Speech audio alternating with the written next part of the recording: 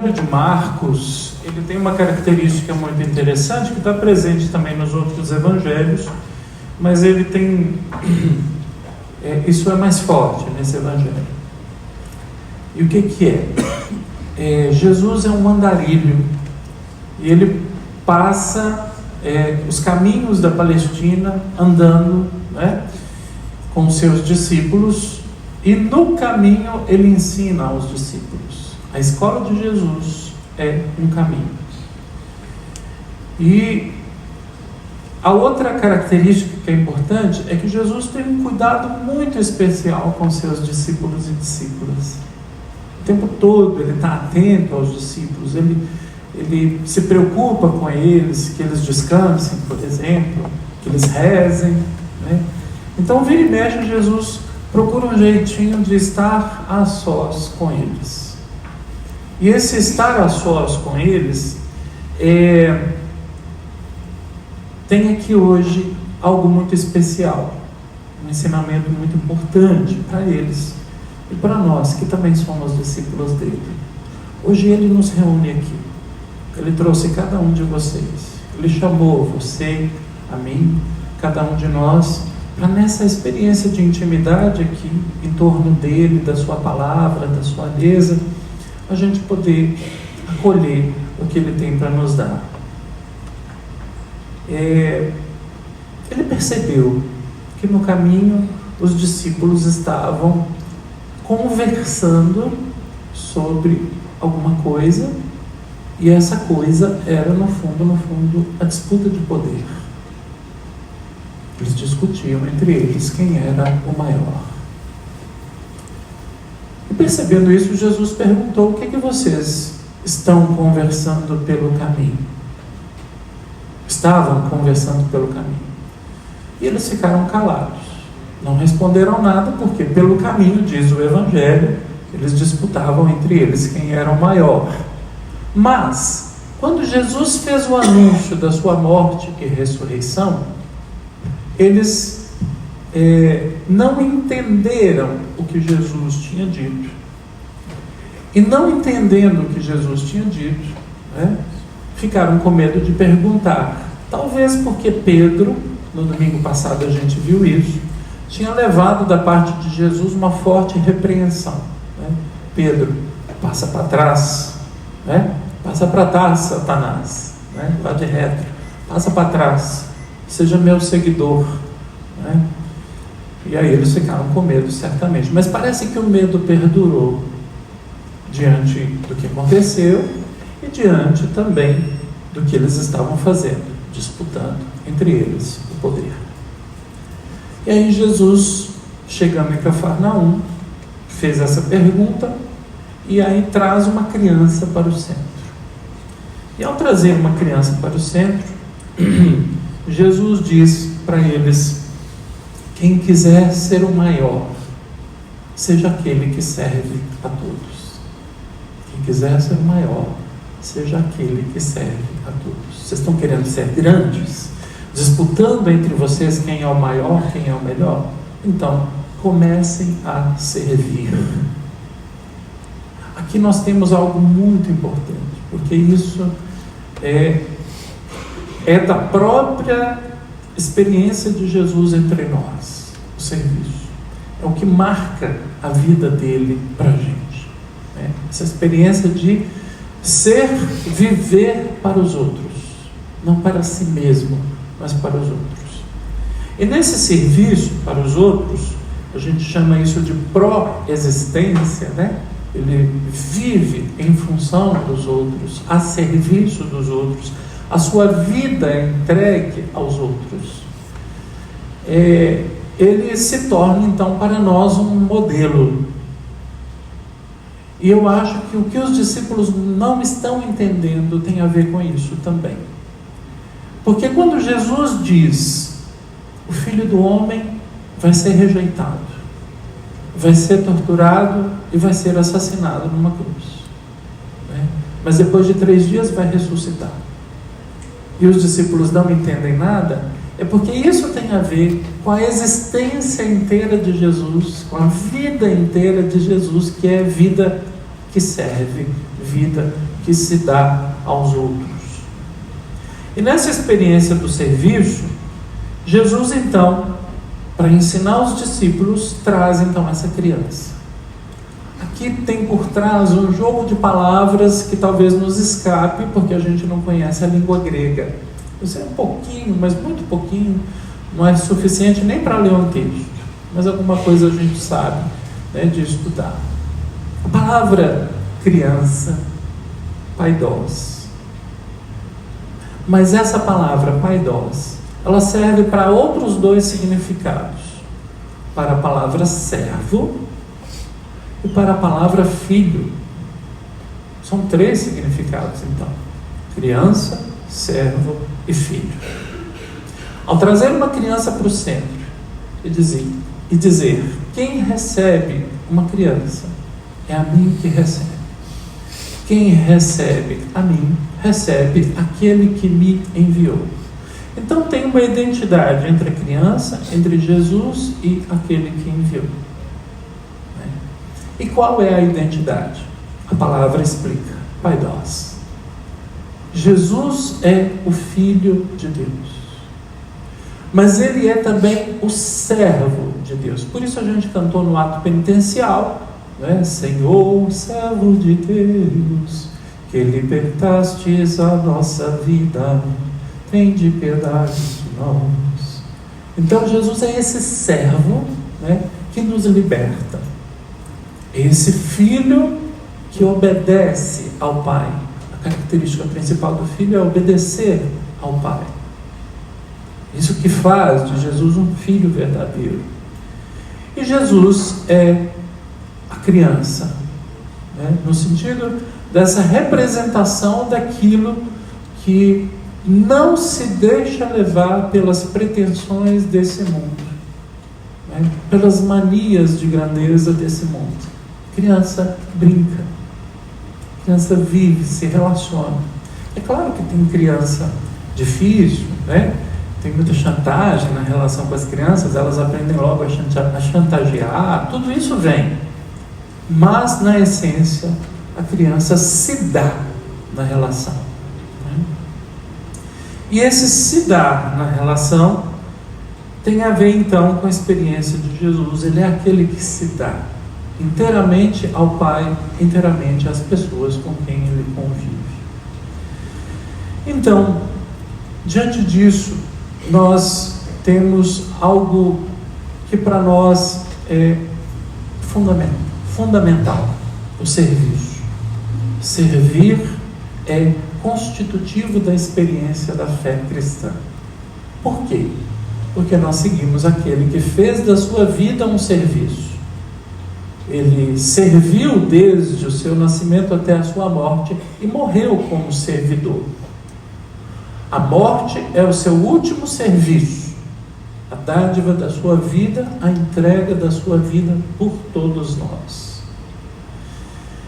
E isso é difícil para nós que vivemos nesse mundo, porque esse mundo ensina para a gente que a gente precisa ser grande, vencedor, que a gente precisa ser nesse mundo, né, patrão, quem manda.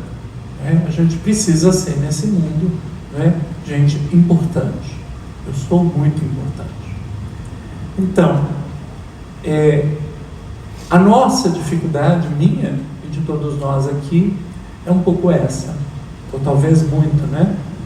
A gente não sabe se colocar nesse lugar. E diante de um mundo que está assim estruturado, isso se torna um desafio muito grande. Mas pior é quando a mentalidade do mundo entra no meio de nós. É aí que Jesus pega os discípulos. Porque os discípulos estão trazendo para dentro da experiência de seguimento de Jesus essa mentalidade. A mentalidade de quem é o maior. Né? Então, a comunidade dos que são íntimos de Jesus, que somos nós somos chamados a fazer outra experiência. Não a experiência que já é promovida neste mundo, mas a experiência que Jesus promove em nós e conosco. A experiência do serviço. Né? O contrário disso a gente já vê por aí, né? A gente vê hoje no mundo as guerras, a gente vê hoje no mundo as dissensões, as divisões internas, a gente vê hoje no mundo uma série de coisas que, ouvindo a carta de Paulo, a gente vai entender por quê. Paulo diz, vocês, no fundo, estão tirando de dentro essas coisas ruins e fazendo essas coisas acontecerem, as guerras, né, as divisões, né? Ele faz isso em forma de pergunta: de onde vêm as guerras? De onde as divisões? De onde? Né? Vem de dentro. Porque a gente assimilou isso, né, na experiência mundana que a gente bebe o tempo todo. E aí Paulo insere uma coisa muito interessante.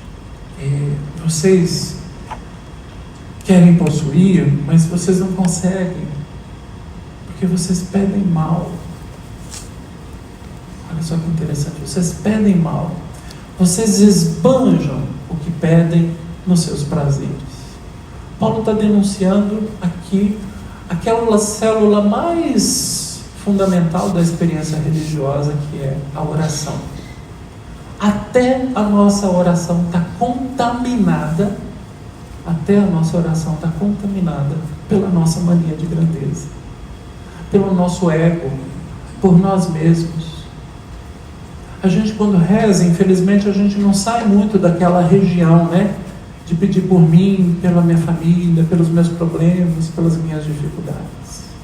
A nossa oração ainda não é um serviço. Um serviço de pedir para quem está debaixo de uma guerra. O serviço de pedir para quem não tem o que comer durante o dia e sai para as ruas pedindo dinheiro para comer alguma coisa. O serviço de pedir por quem, né, de rezar por quem está prisioneiro das drogas, da violência ou de qualquer outra situação que desumaniza. A oração do cristão, que é a oração do Cristo, ela se liberta, né, dessa região, digamos assim, do ego, e ela se lança nessa experiência da pró-existência, isto é, de ser oração em favor dos outros. Por isso, quando a gente se levanta, daqui a pouco a gente vai fazer isso, para rezar o creio e depois pedir, a gente pede aquilo que a gente meditou e refletiu aqui. Em primeiro lugar, suplicando ao Senhor que a gente seja capaz de viver essa palavra, porque na nossa fraqueza a gente já constata que a gente é incapaz, sem a graça de Deus. Em segundo lugar, porque existem necessidades que superam as minhas. É legítimo pedir pelas nossas. Inclusive a gente faz a última prece sempre assim, né? Vamos rezar em silêncio para que cada um coloque a sua intenção particular, né? É legítimo.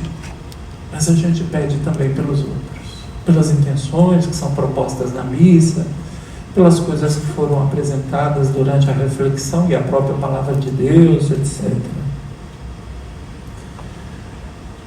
Mas falta alguma coisa, me parece. Falta pedir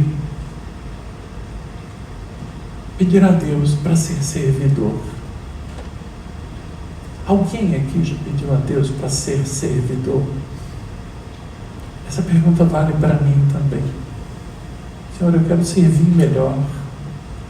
Alguém aqui pediu mais fé?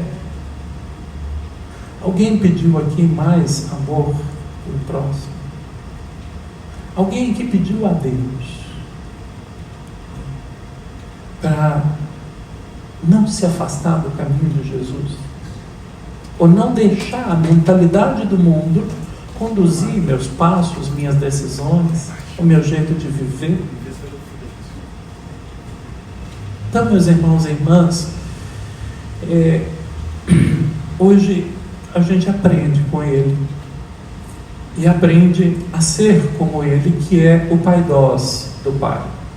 filho, o servo, a criança diante de Deus. E aqui eu lembro com vocês um episódio que aconteceu no século IV, quando uma monja espanhola chamada Etéria, alguns chamam ela de Egéria, visitou Jerusalém e fez um diário muito bonito chamado Diário de Etéria ou de Egéria. Vocês podem procurar no Google que vocês encontram o PDF desse texto. É lindo, porque ela descreve como eram as celebrações em Jerusalém no século IV. Uma das coisas mais bonitas que Etéria faz é dizer como as crianças participavam. Lembrando o evangelho de hoje, né? E as crianças tinham uma participação especial quando era cantado o Kyrie eleison.